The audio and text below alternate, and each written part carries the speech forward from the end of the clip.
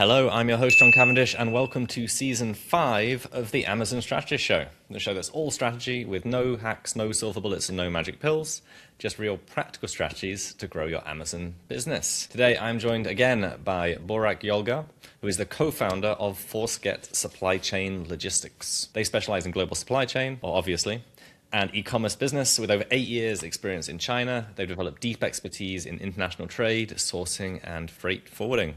Welcome back, Burak. Thank you for having me, John. Yeah, great to see you. How is what's going on in the world affecting shipping right now? I mean, unfortunately, there are a lot of geopolitical issues that are impacting international shipping transit times. Shipping prices are going high. By the April 1st, we see West Coast price now from China is $3,000 for a 40 high cube container versus it was $1,800 like 2 months ago. And I don't think even the real impact hit yet, such as oil and gas prices increase, and then insurance costs. Everybody's talking about these carriers going to start paying a lot higher the insurance cost, so it's going to reflect to the shipping cost. So only $1,800 for a container. What was the price during COVID? Yeah, it was like $20,000. Yeah, $20,000. I thought good price was $4,000. I didn't realize they'd gone down as far as $1,800. Yeah. Inflation. There's a little bit stability issue with demand and supply. Last year we had a lot of problem with the tariff wars. Now, unfortunately, we have a real war. So, a lot of sellers in the e-commerce space or wholesalers, B2B business owners, they kind of don't know what to do. So they don't want to, I think, risk too much. They don't want to bring too much inventory. So that's why the demand has been a little bit weak. So yeah, prices were low. That's great. So what's some ways that sellers can reduce landed cost or just overall fulfillment costs? This year, one of the hottest topic I would say is selling omnichannel. A lot of companies, they're trying to expand to new marketplaces, test out what works better.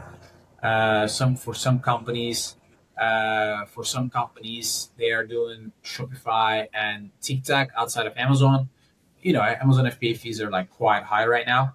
Some companies, they're trying to expand even new marketplaces such as South America, Marca Libre.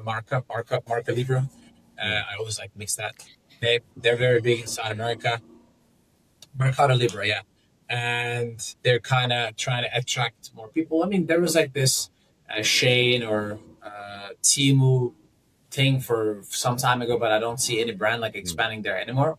So if you want to start selling in the new marketplace, means that you need more inventory, you need a better team, you need to manage the inventories between the marketplaces and make sure. And it's very interesting because most of the retails, that's also another trend. A lot of brands, they're trying to go offline, not just selling on the marketplaces. Then you need ERP connections, you need EDI connections, API connections to connect.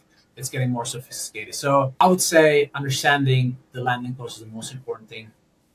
The first thing is sourcing price. I think that's where the journey starts. You need to have the correct buying price, then shipping price, determine the correct HTS codes. A lot of companies, they've spent so much money on the tax and duties. I think having a 3PL independent and Amazon AWD or FBA is a must to leverage the omnichannel fulfillment.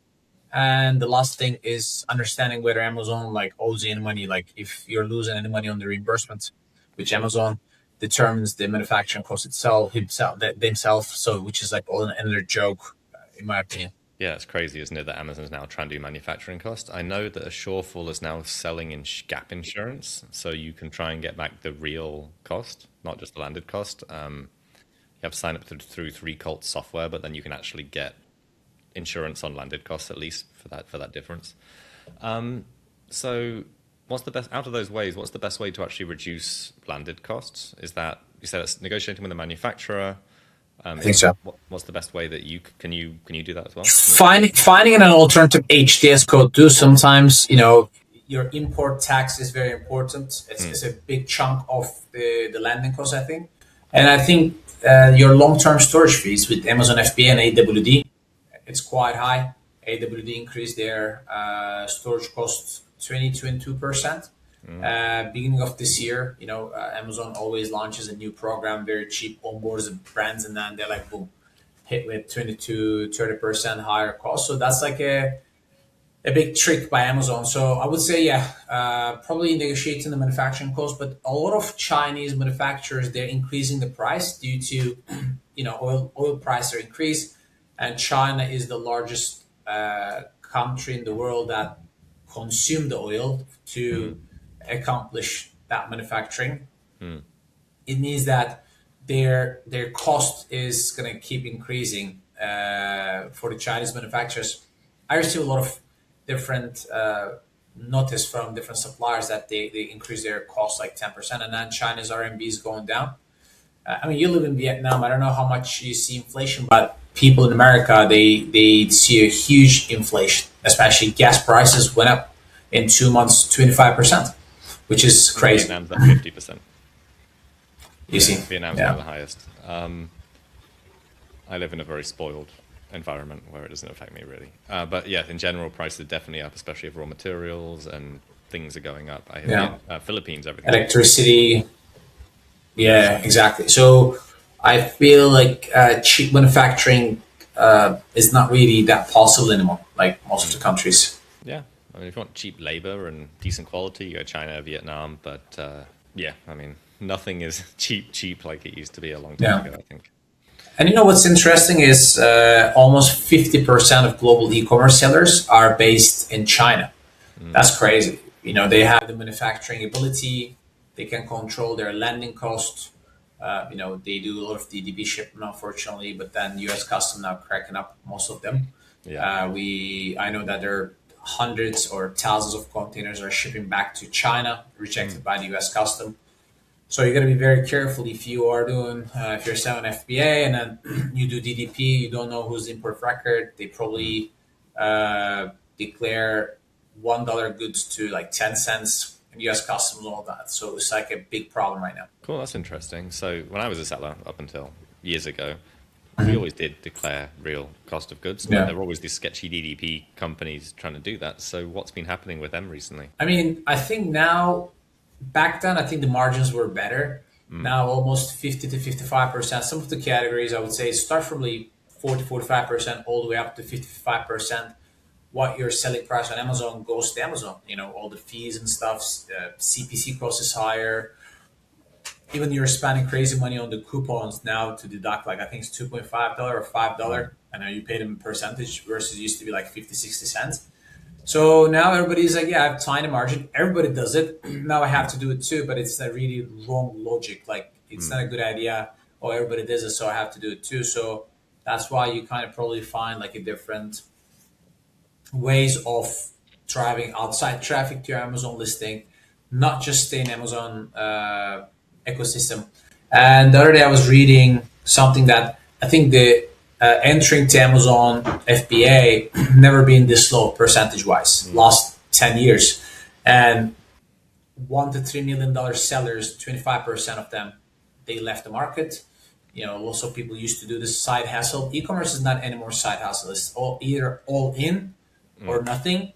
And what I'm saying this year is either go omnichannel or go home, because if you're staying only Amazon FBA, like competition is very high within Amazon. And now Amazon came up with something new.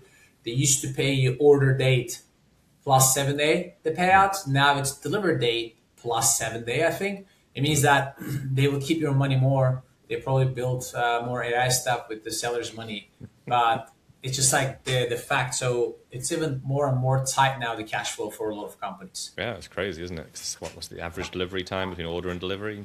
3 days? 2 to 3 days now, yeah. Plus 7 days. So like $1 a day is Amazon doing in revenue? Yeah. Yes, it's huge. $5 to $5 or $6 billion cash float just by doing that. That's crazy. Yeah. Yes, exactly. So I guess really by how much can you realistically save by restructuring fulfillment from whatever say you're a starter seller, you do well, go from 0 to $1 million.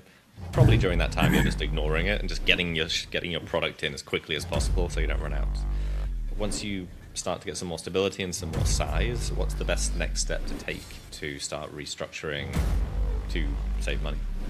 I would really say not to stick to only Amazon's ecosystem.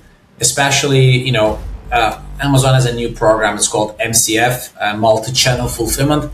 Technically, Amazon is saying, hey, ship everything to Amazon FBA, and now we're going to do the fulfillment for you for TikTok, for Shopify, for other marketplaces, for Chewy. Amazon is not after your fulfillment business. Amazon is after your data.